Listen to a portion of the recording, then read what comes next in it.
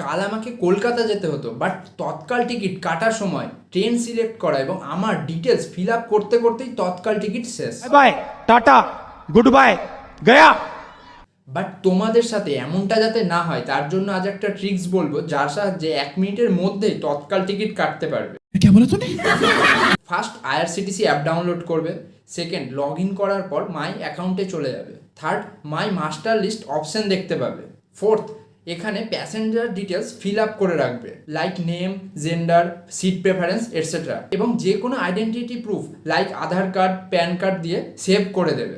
Next time Tatkal ticket book করার সময় train select করার পর তোমার মাস্টার লিস্টে যতজনের নাম সেভ করা ছিল সবগুলি দেখতে পারবে।